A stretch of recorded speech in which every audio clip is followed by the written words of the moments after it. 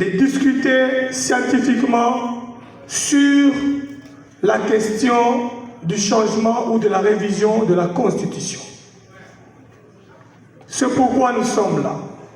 Je voudrais profiter pour présenter directement tous les aînés, invités et frères et sœurs qui prendront la parole dans l'optique de la démonstration scientifique ou politique de la révision ou du changement de la Constitution. Nous avons le professeur appelé des pères et des mères. S'il peut s'élever pour saluer la famille.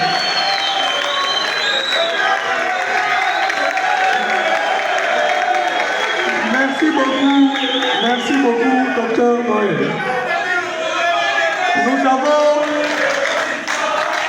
Nous avons l'excellence Michel Eboma, conseiller politique honoraire du président de la République, au cadre de l'UDPS. Il peut s'élever ou être ovationné par la salle.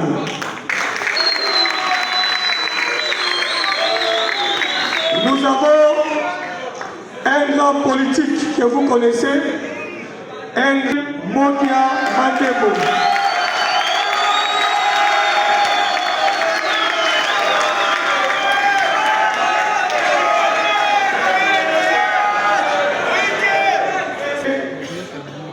Un grand médecin, un grand politique, combattant et au cadre de l'UDPS aussi, qui est notre invité.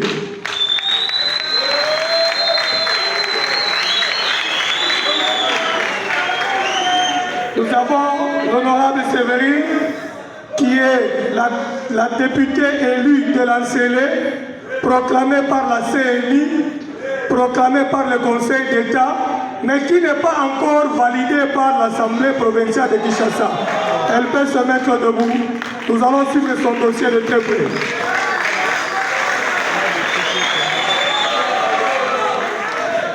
Nous avons Maître Mouchinga, qui est présidente de parti politique.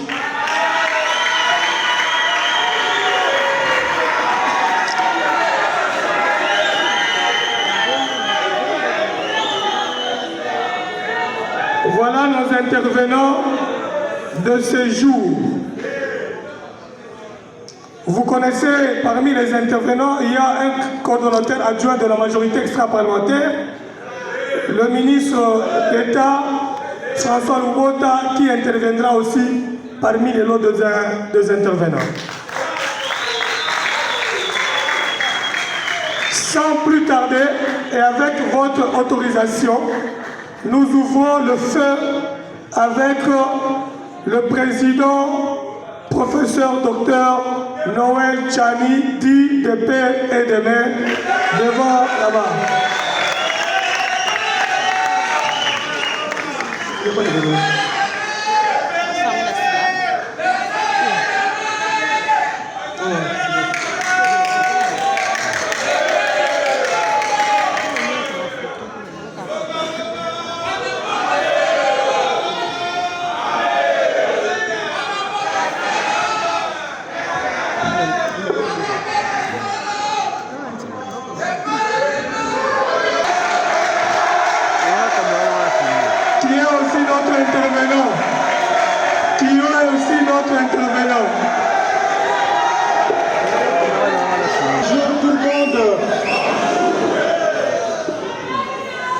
S'il vous plaît,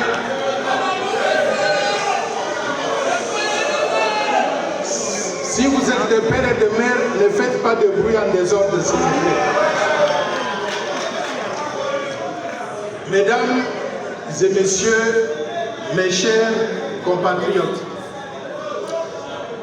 je suis sincèrement très heureux de prendre part à cet événement pour parler des choses que j'ai toujours considérées très importantes pour notre pays depuis plusieurs années maintenant.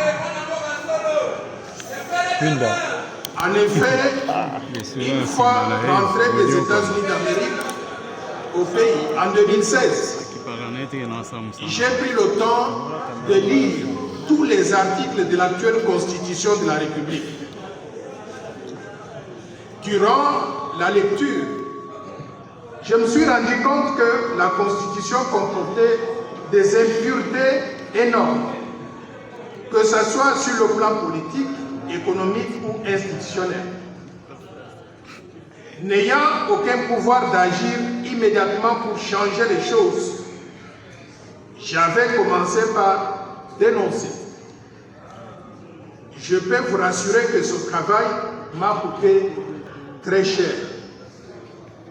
J'ai dépensé beaucoup d'argent et beaucoup d'énergie pour faire comprendre à mes compatriotes que cette constitution est une bombe à retardement si l'on ne fait pas attention. Aujourd'hui, je suis très content que mes compatriotes ont compris le danger de garder la Constitution dans sa forme et avec son contenu actuel. Je vais partager avec vous une petite anecdote.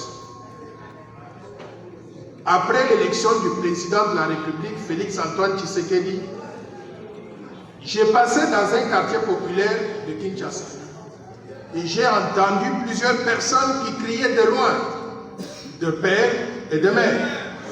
Merci d'avoir sauvé le pays avec la loi Tchani. Nous l'avons appliqué dans les urnes, accueilli par mes compatriotes avec le mépris. Je suis très ému de l'entendre.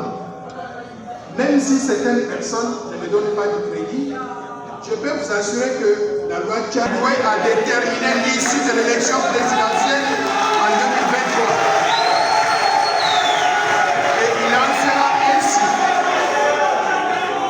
Et il en sera ainsi désormais, car le peuple souverain a compris et a intériorisé le message.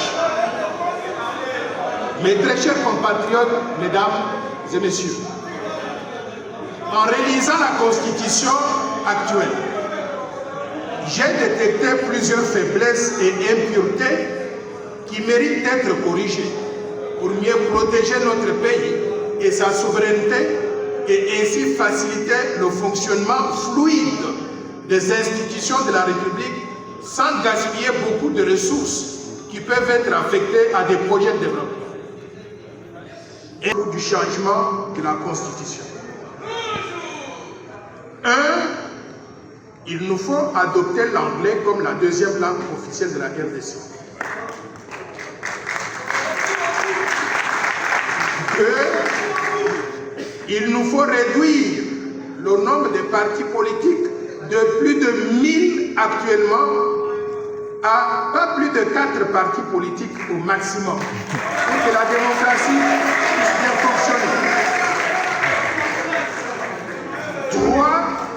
La réduction de la taille du gouvernement de près de 60 ministres, s'il vous plaît, à 25 ministres au maximum, y compris le Premier ministre. 4.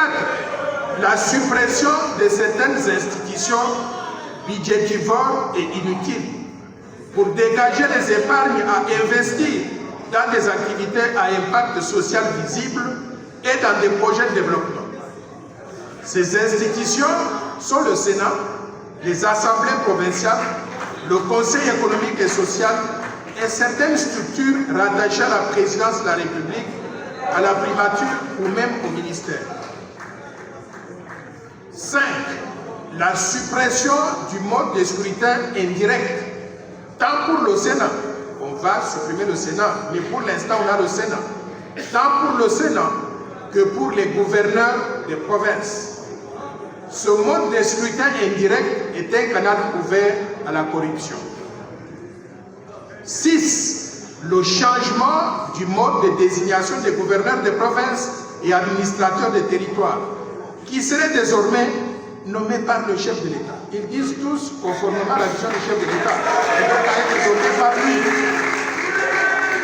7. L'allocation d'un délai de 30 jours au maximum après investiture du président de la République pour désigner le Premier ministre et même délai aussi à ce dernier pour former le gouvernement et obtenir son investiture par l'Assemblée nationale. 8.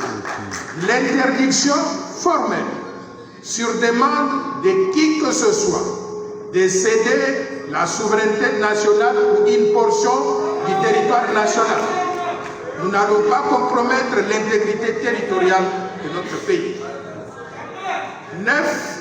La reconnaissance de l'exclusivité monétaire nationale et l'interdiction formelle de la circulation des monnaies étrangères sur le territoire congolais. 10. L'interdiction formelle du tribalisme qui menace la cohésion nationale. 11. La réhabilitation explicite de la loi Bakajika qui décrète que le sol et le sous-sol congolais appartiennent à l'État. 12. L'adoption du principe de l'irrévocabilité de la nationalité congolaise d'origine, c'est-à-dire qu'aucun Congolais d'origine ne doit perdre la nationalité de la mère patrie. Le principe de la double nationalité sera adopté avec tous les pays du monde, sauf avec les pays voisins qui sont source de conflits et de nos malheurs. 13. L'adoption de la proposition de la loi Tchani de père, de mère et d'épouse pour les fonctions régaliennes afin de protéger la souveraineté nationale et l'intégrité territoriale. Ces fonctions sont les suivantes: président de la République, président du Sénat, président de l'Assemblée nationale, premier ministre et les ministres régaliens, c'est-à-dire finances, défense, affaires étrangères, intérieures et justice, les hauts magistrats de la République, les fonctions clés à l'Agence nationale des renseignements, à la Direction générale des migrations, dans l'armée, la police et à la Banque centrale du Congo, ainsi que les ambassadeurs de la République démocratique du Congo dans les pays étrangers. 14. L'adoption des conditions d'études minimales pour les mandats électifs à tous les niveaux. 15. La réintroduction de l'élection présidentielle à 2 tours. 16. L'appropriation par le ministère de l'Intérieur de l'organisation des activités électorales actuellement gérées par la CENI, ce qui renforcera la laïcité de l'État et la séparation entre l'État et l'Église.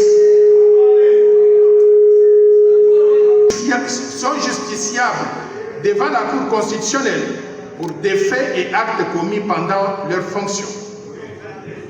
18. La précision sur l'imprescriptibilité des actes de mauvaise gouvernance avérés tels que la corruption, le détournement des fonds publics, le blanchiment d'argent et la prédation des ressources naturelles. 19. La réaffirmation de la laïcité de l'État et de la séparation claire entre l'État et l'Église pour mettre fin au méli-mélo et à la confusion que nous constatons actuellement dans la pratique. Et enfin, dans le cadre de la révision constitutionnelle, le maintien de l'article 220 de la Constitution qui fixe le mandat du président de la République à 5 ans renouvelable une seule fois. Cette disposition tombe dans le cadre d'une nouvelle constitution et la décision reviendra au peuple souverain à travers un référendum. Mesdames et messieurs, toutes les modifications que je viens de vous proposer peuvent être réalisées à travers une révision constitutionnelle profonde. Mais ces modifications sont tellement nombreuses qu'il convient de se demander s'il ne faut pas tout simplement envisager de réécrire une nouvelle constitution.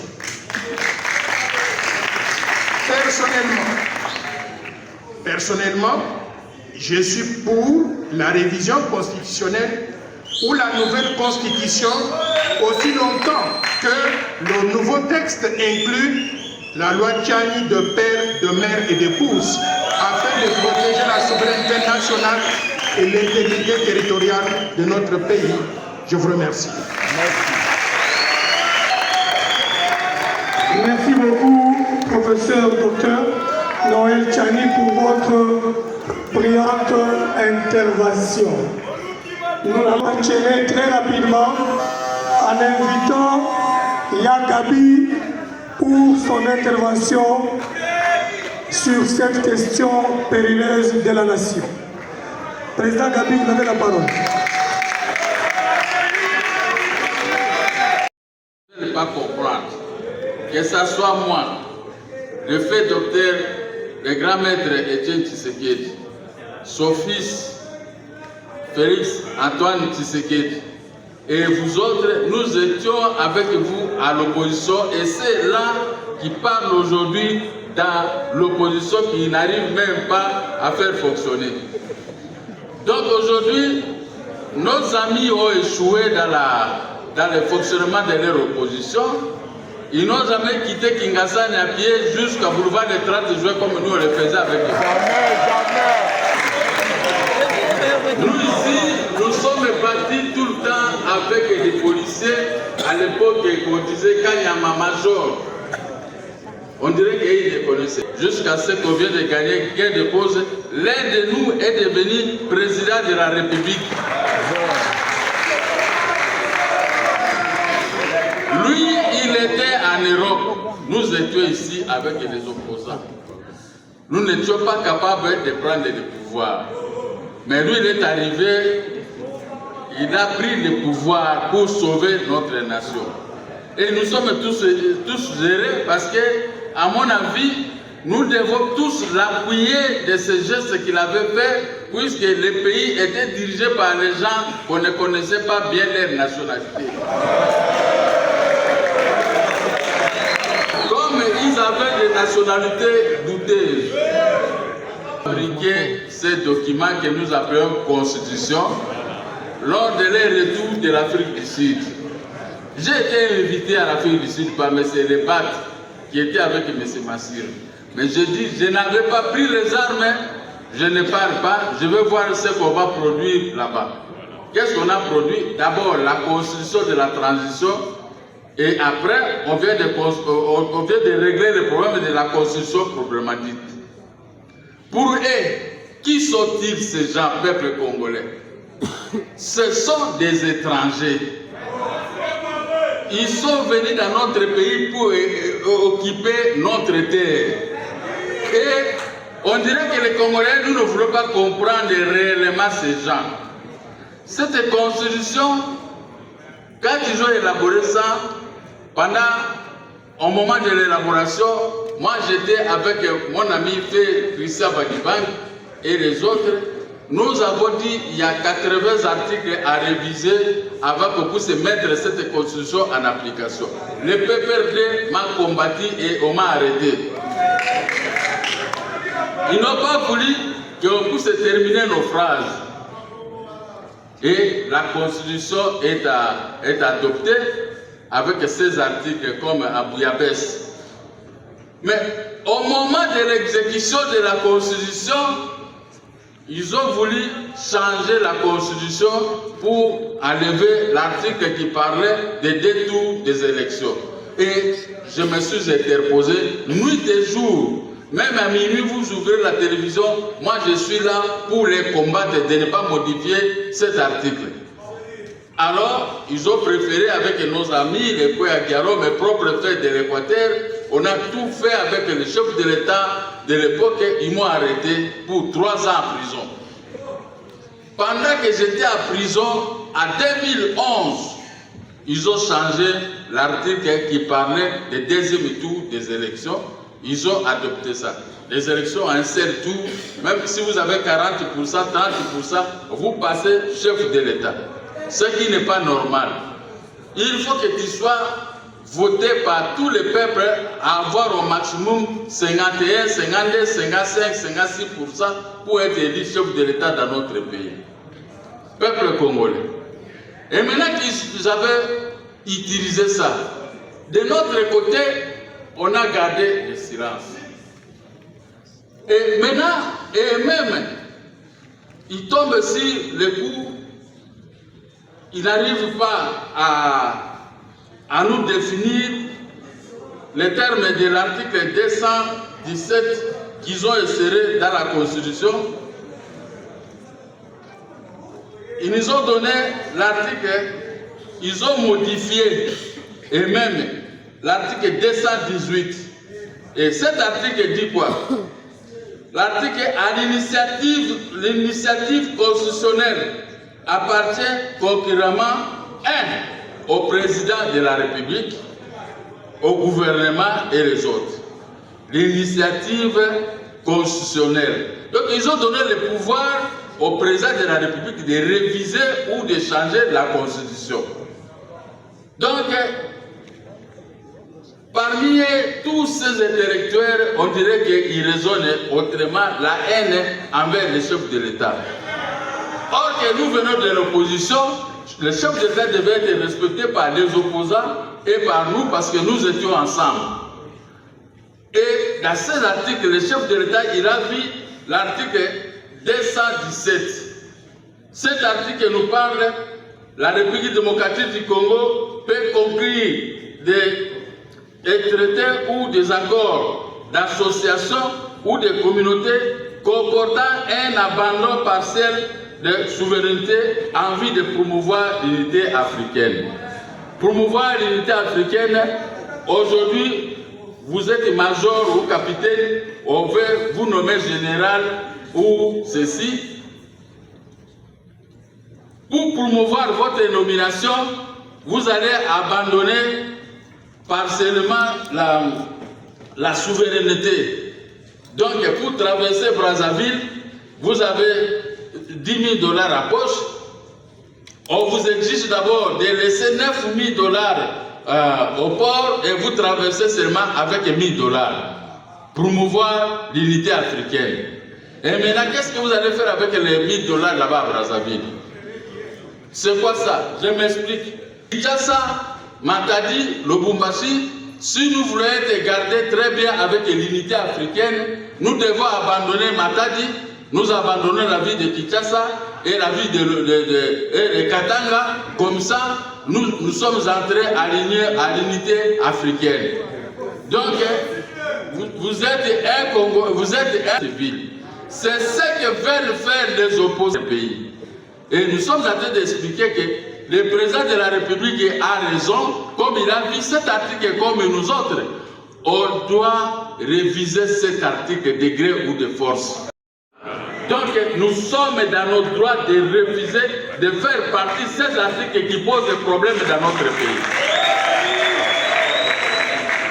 C'est ainsi que j'étais venu pour vous lire ces deux articles, pour vous faire voir que on voulait tromper notre pays, les occupants de notre pays veulent se couvrir avec la coexistence pacifique et tout ce qu'ils sont en train de raconter, c'est pour nous tromper du matin au soir. Donc le peuple congolais, comme vous n'allez pas accepter, et les Rwandais aussi n'ont pas leurs pieds dans notre pays. À ce sens, je donne raison au président de la République à 100%, et de demander à l'opposition, les opposants avec qui on a bataillé ensemble, ils sont trompés par certaines personnes, nous savons. Parce que quand ils discutent que nous allons prendre les armes si on modifie la Constitution, pour quelle destination ils veulent aller? S'ils vont fuir, c'est pour aller se réfugier au Rwanda. Moi, je suis avec toi ici. S'il y a un problème, on peut se discuter. Comment je vais aller rester chez l'ennemi qui nous tue des matin au soir? Les Rwandais, je ne peux pas aller rester là-bas. Et comme ils ont leur maître à passer, Kagame, je vous demande que le peuple congolais n'accepte pas la modification de ce qui sont à te dire. Modifions les articles qui posent problème. Il n'y a pas de coexistence pacifique dans notre pays. L'armée est là pour conserver tout le monde au même titre que les autres. Je vous remercie à ce message. Merci beaucoup. L'intervention sur cette question constitutionnelle et politique. Nous allons inviter Maître Ablavi, conseiller principal du chef de l'État et PCA d'entreprise honoraire aussi. Un applaudissement pour lui.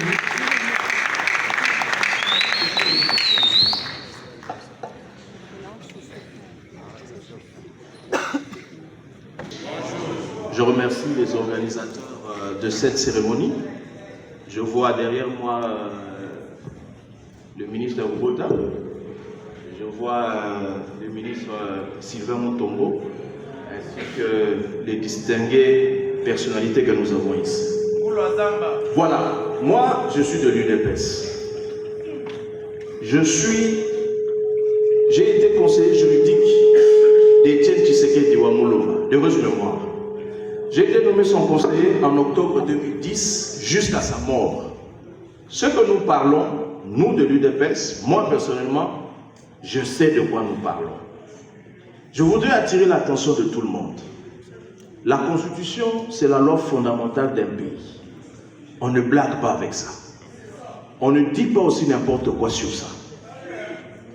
Le vieux Étienne Tshisekedi Wamuloma, dont j'ai été conseiller juridique, lorsque on adoptait la Constitution dont question, Tshisekedi Étienne s'y était opposé.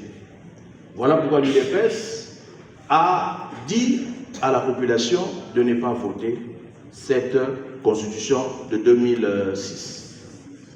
La Constitution est passée par référendum. Bon, l'UDPS a dit, ok, comme nous sommes dans l'opposition, on va laisser et on va voir. Lorsque le président Félix-Antoine Tshisekedi parle des problèmes de la Constitution, en réalité, il veut parler des réformes que l'UDPS au pouvoir va faire. Ces réformes-là ne sont pas venues parce que nous sommes au pouvoir. Non, nous avons commencé à parler des réformes depuis l'opposition. Je sais de quoi je parle. La Constitution actuelle, on ne doit pas non plus trop l'incriminer. Il n'y a pas de loi parfaite.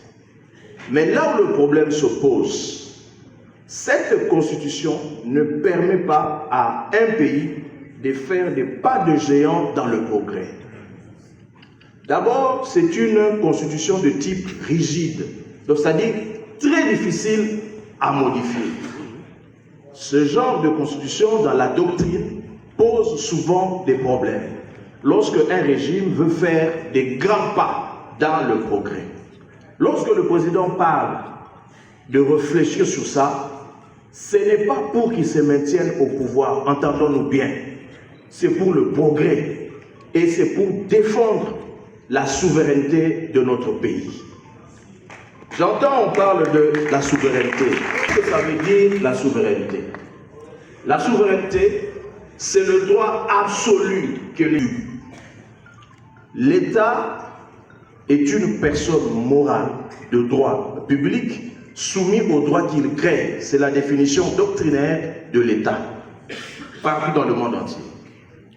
L'État a ses éléments constitutifs. Donc, ces éléments ensemble forment l'État. Quels sont ces éléments? Vous avez le territoire, la population et l'administration publique. C'est sur ces trois éléments que l'État exerce son pouvoir absolu. Lorsque les gens disent que l'article 217 parlant de la souveraineté n'est pas lié au territoire, c'est faux. La souveraineté s'exerce sur le territoire. Donc, parlant de la souveraineté, cela inclut la population, le territoire et l'administration publique. Le problème que nous avons dans les réformes font partie de la gestion. Je vais citer des cas. Nous sommes au Sénégal. Le président Macky Sall prend le pouvoir. Il constate qu'avec le budget du Sénégal, il ne pourra pas faire de grandes choses pour l'intérêt du peuple sénégalais. Il dit, je vais supprimer le Sénat, parce que le Sénat était budgétivore. Dans la constitution du Sénégal, il n'était pas prévu la suppression ou la modification sur le Parlement. Et le président Macky Sall a réuni les députés pour leur dire, voilà, je vais donc aller de l'avant, j'ai des projets, mais le Sénat ici est budgétivore et puis il ne sert à rien. Parce que nous avons déjà les députés qui sont élus. Il faut que je puisse faire des réformes. Les réformes font partie de la gestion. Un gestionnaire qui ne fait pas de réformes va échouer. Alors, le Parlement du Sénégal vote la suppression du Sénat. L'argent qui était destiné au paiement des sénateurs, au fonctionnement du Sénat, Macky Sall prend cet argent, il l'investit dans la construction des centrales électriques. Le Sénégal avait un taux d'électrification de 38%, ils sont passés à 64%. C'est comme ça qu'au Sénégal, Macky Sall a conçu les industries, il a fait des trains, il a conçu des centrales hydroélectriques. Aujourd'hui, le Sénégal est un pays plus ou moins avec des industries.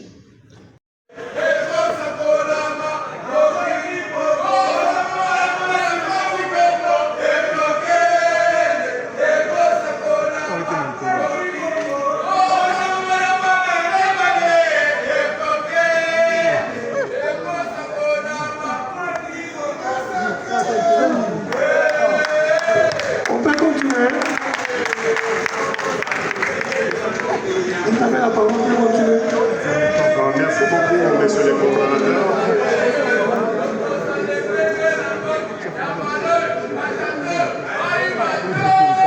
J'étais en train de dire que lorsque Mobutu est tombé, M. Laurent Désiré Kabila a établi une charte qui devrait gérer sa période jusqu'à ce que nous sommes tombés maintenant à la constitution actuelle par le régime qui était.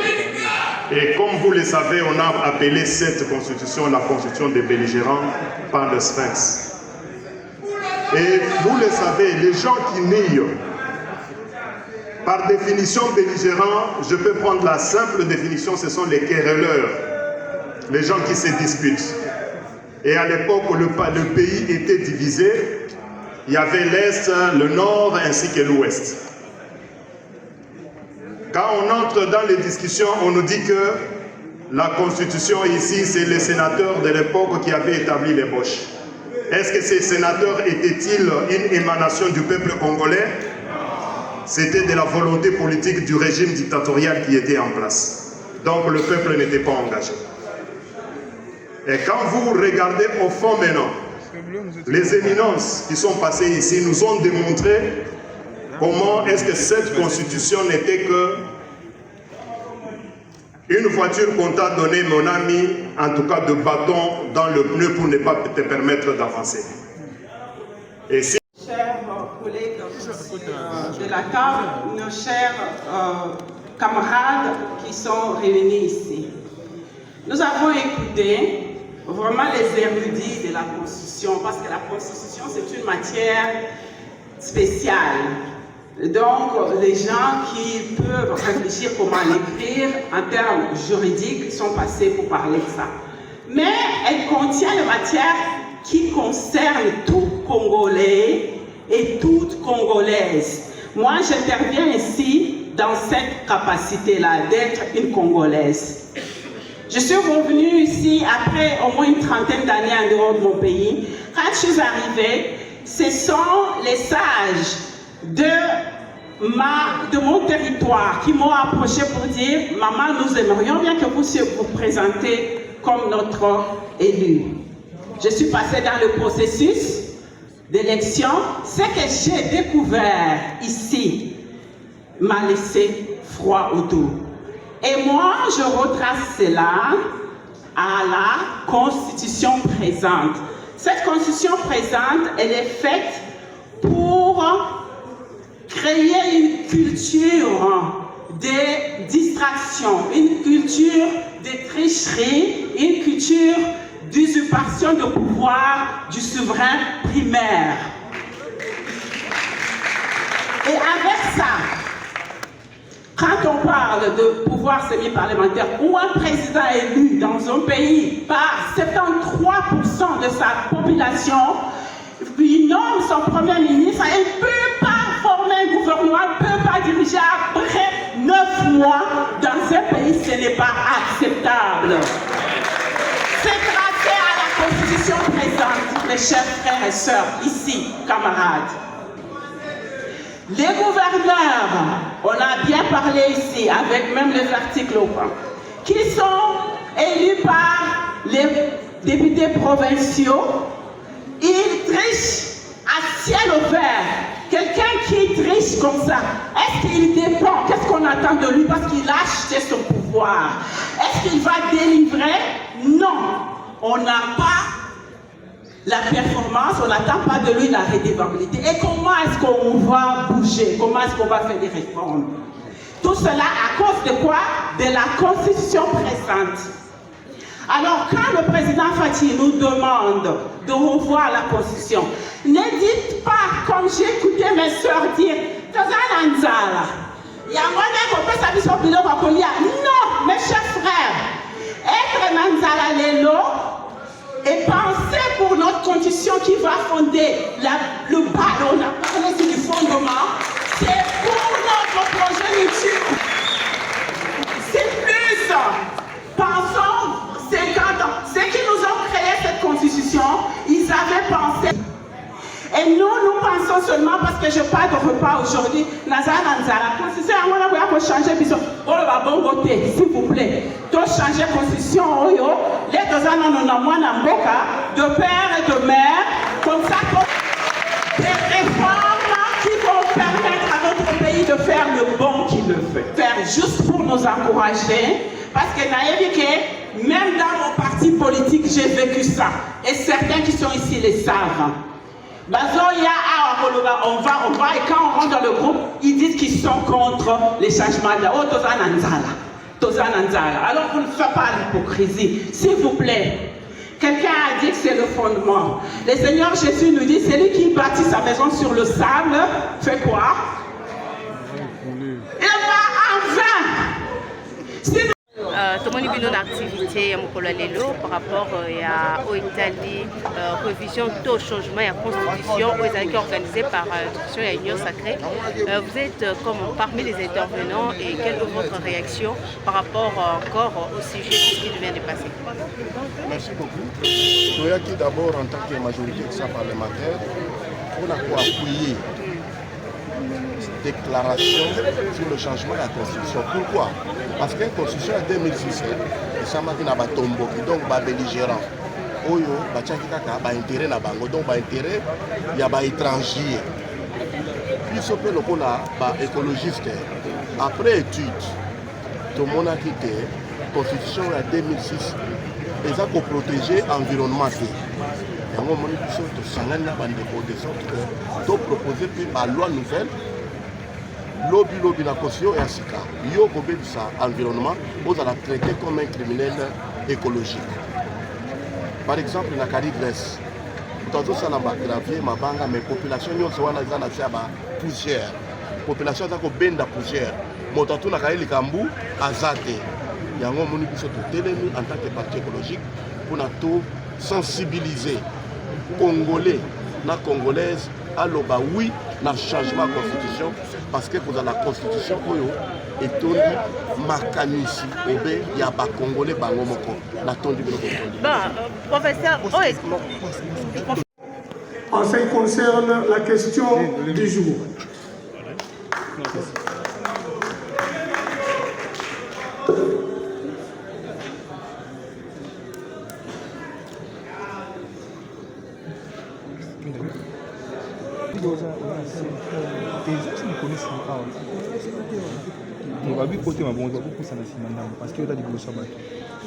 Bon, je voudrais aussi saluer tout le monde. Monsieur le coordonnateur adjoint, honorable, excellence, distingués invités, chers camarades. Je voudrais d'abord m'excuser parce que j'ai raté des communications vraiment très intéressantes. Et je viens de m'en rendre compte. Je voudrais remercier de vive voix les organisateurs de cette grande rencontre qui qui va entrer particulièrement dans notre histoire compte tenu du moment auquel cette rencontre se tient ici.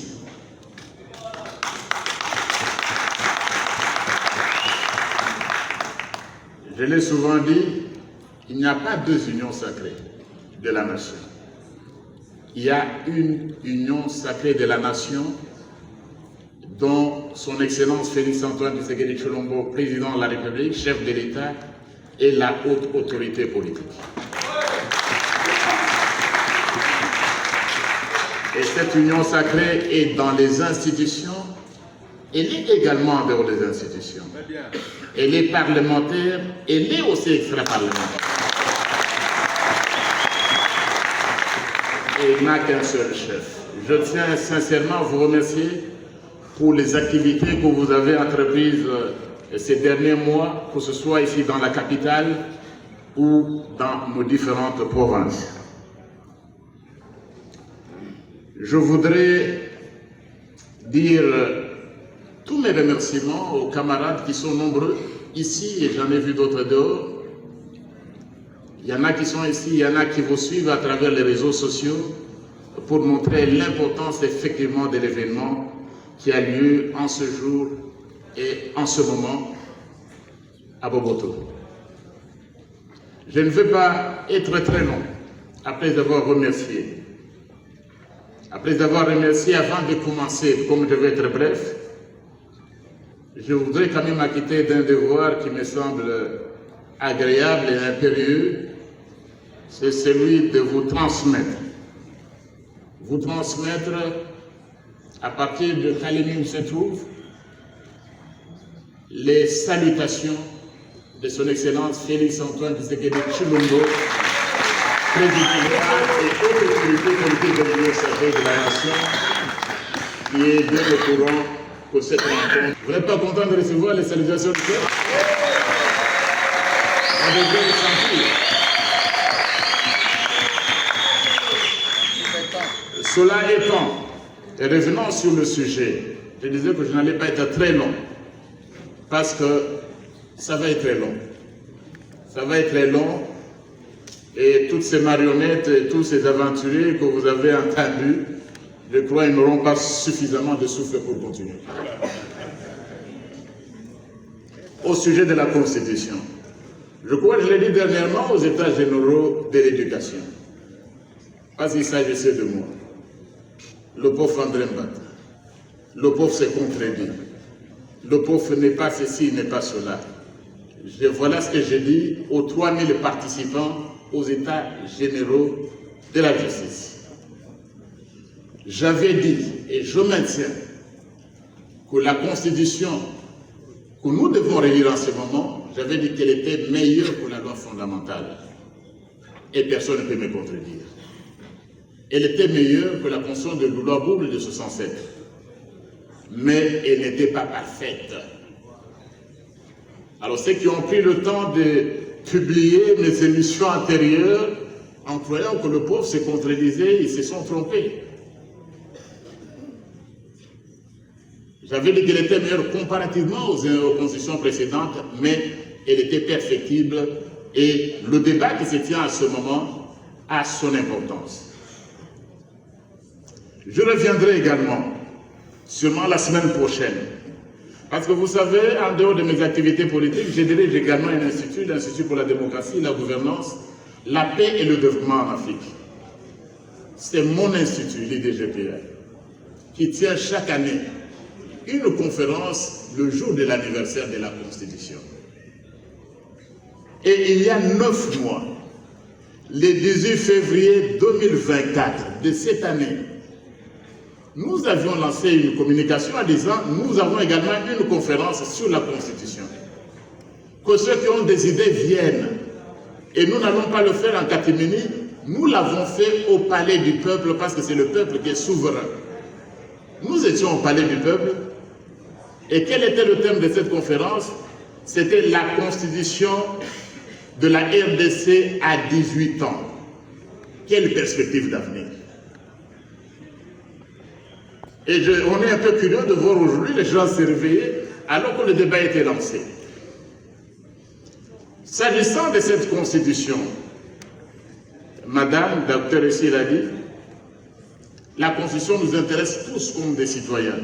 Tous nous sommes intéressés parce qu'elle régit l'organisation et le fonctionnement de notre pays.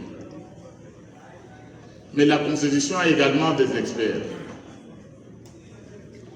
La constitution a également ses spécialistes. Tout le monde ne peut pas à longueur de journée l'interpréter comme il se doit. Non. Sinon tout le monde serait médecin, tout le monde serait prêtre, tout le monde serait sociologue.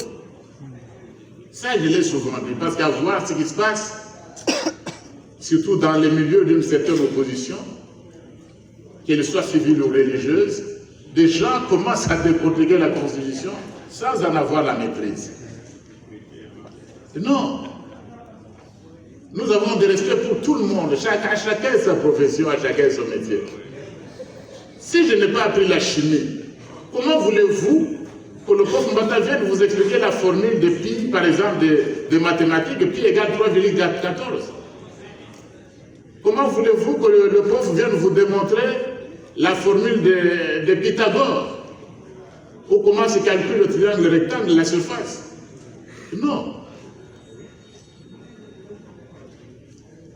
Un monde où il n'y a pas de docteur de la loi est un monde virtuellement condamné à disparaître.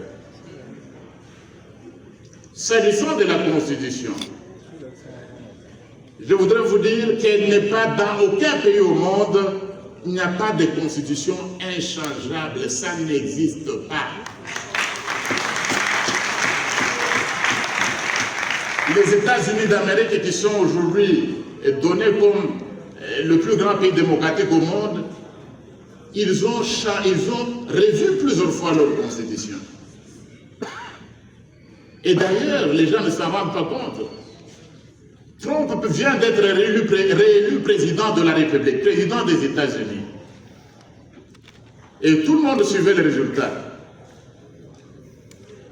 312 voix des grands électeurs. Pourquoi on ne s'est jamais posé la question comment les États-Unis, environ plus de 250 millions d'habitants, le score du président de la République, c'est 312 sur 537 ou 538. Je crois que le pauvre Noël Chagné, qui a longtemps vécu aux États-Unis, pouvait encore l'expliquer. Mais l'élection aux États-Unis n'est pas au suffrage universel direct. Premier tour, deuxième tour, ça n'existe pas aux États-Unis. Combien se sont posés la question, mais pourquoi est-ce que Trump il est proclamé élu avec 312? C'est le nombre des grands électeurs. La Constitution est ce qu'un peuple veut. Et c'est ce que le peuple américain a voulu. Il n'a pas cherché les deux tours. Non. Il a déterminé, il faut les grands électeurs, ils sont 537. Donc, quelqu'un à la moitié, 537 ou 538, il devient président des États-Unis d'Amérique. C'est pour dire quoi? La Constitution est le fruit d'un peuple. Chaque peuple a sa constitution, même s'il y a des ressemblances. Les Français, et nous aimons bien parler le français, mais en soit la première république, deuxième république, troisième république, quatrième république, cinquième république. Disons par exemple, même les Belges, j'entends souvent des débats, changement de constitution, révision de la constitution, que la plupart des gens ne maîtrisent pas. J'entends dans les réseaux sociaux, dans les médias, et changement et tout ça. Ces définitions-là sont l'œuvre des doctrinaires, des professeurs de droit comme il y en a ici et comme moi qui suis devant vous. Qui définit une révision ou un changement de constitution? Ce n'est pas un journaliste, ce n'est pas un médecin, c'est nous les doctrinaires.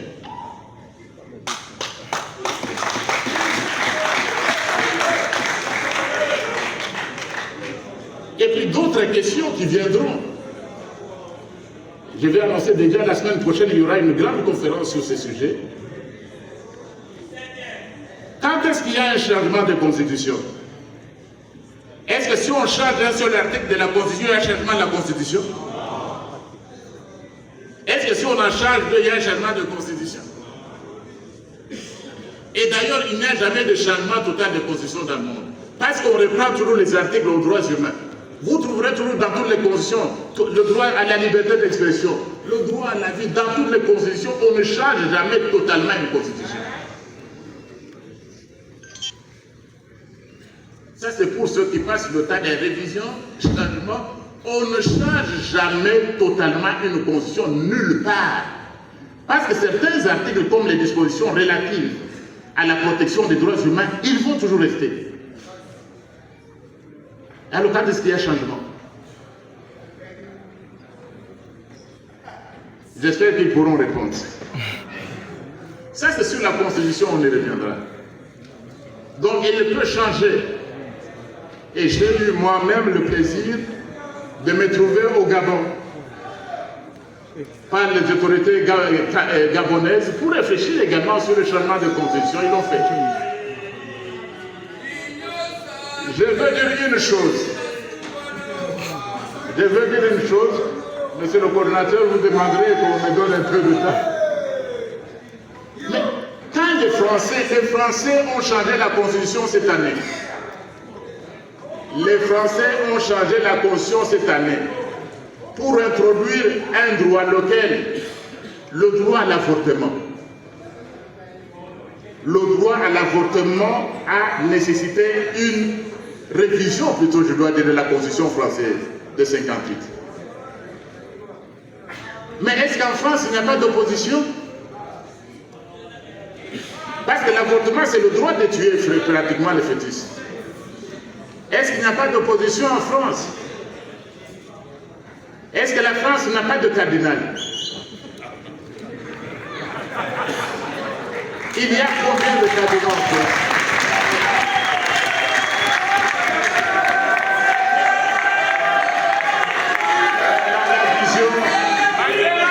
J'ai posé la question, les Français ont introduit le droit à l'avortement. Est-ce qu'en France, il n'y a pas d'opposition? Est-ce qu'en France, il n'y a pas un cardinal? Il y en a même plusieurs. Il y a des dizaines de cardinaux. On n'a pas suivi tout ce qu'on entend ici. Je répondais dernièrement à certains de nos collègues, s'agissant du Rwanda qui nous agresse. Le Rwanda qui agresse notre pays. Le Rwanda vient d'aller aux élections et Kagame qui commence maintenant à faire parler de... Le débat sur la constitution au Congo se passe actuellement à Kigali. Je crois que vous avez suivi certaines vidéos. Eh bien, ce monsieur est réélu avec 99,8%. Il n'y a pas de cardinal au Rwanda. Le Rwanda est cardinal à qui le pape a même confié des missions en Israël. Il dirige un ordre, le cardinal rwandais. Le Rwanda n'a pas de conférence épiscopale des églises. Mais pourquoi vous les avez entendus? La mission prophétique. Comment pouvez-vous avoir une mission prophétique si vous n'êtes pas un prophète?